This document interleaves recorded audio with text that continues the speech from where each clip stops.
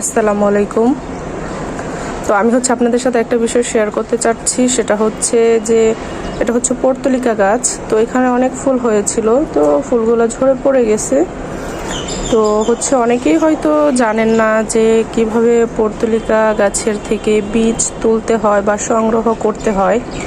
তো আজকে আমি সেটাই শেয়ার করব। তো আমার এই যে দেখতে পাচ্ছেন এখানে ফুল হয়েছিল, তো এখানে একটা ছোট্ট কলি আছে, তো এখানেও ফুল হবে।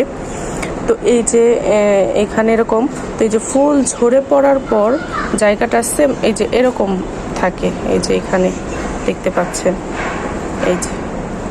তো মূলত এই যে এই ফুলটা ঝরে যাওয়ার পর যে নিচের অংশটা, এটার ভিতরেই মূলত বীজ থাকে।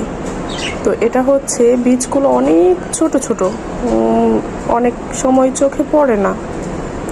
তো এই ফুলের এই যে জায়গাটাকে এখান থেকে উঠে নিলে, এই যে দেখেন এই যে উপরের অংশটা একটু উঠাই নিলে এটার ভিতর থেকে এই যে বীজ বের হয়। এটা হচ্ছে পর্তুলিকা গাছের বীজ। তো এই বীজগুলা আপনার দেখা গেছে এই যে ছোট ছোট বীজ, অনেক ছোট ছোট বীজ, এই যে আমার হাতে ওখানে পড়ে আছে। তো আমি মূলত এখান থেকে সবগুলা বীজ সংগ্রহ করে নিব, নয়তো দেখা গেছে যে বৃষ্টি হচ্ছে ঝরে পড়ে যাওয়ার সম্ভাবনা আছে। এই যে আমি আপনাদের এই যে দেখেন এটার ভিতর থেকে এই যে ছোট ছোট, অনেক ছোট ছোট এই যে বীজগুলা বের হয়েছে। তো এগুলা সংগ্রহ করে রেখে দিলে যে কোনো সময় আবার পর্তুলিকা গাছ আর কি লাগানো যাবে। তো আমি এই যে দেখেন এটার ভিতরে আরও বীজ আছে, বের করা যাবে। এই যে মূলত এই যে এটার থেকে বীজগুলা হয়তো কোনো এক সময় পড়ে গেছে।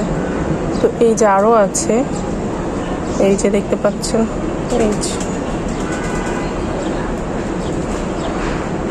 তো এগুলার ভিতর থেকে বীজ বের হয়, এখান থেকে চামড়াটা উপর থেকে এভাবে আলাদা করে দিলে এখান থেকে এই যে বীজ বের হয়ে আসবে।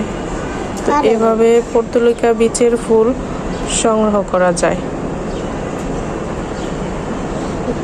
অনেক ছোট।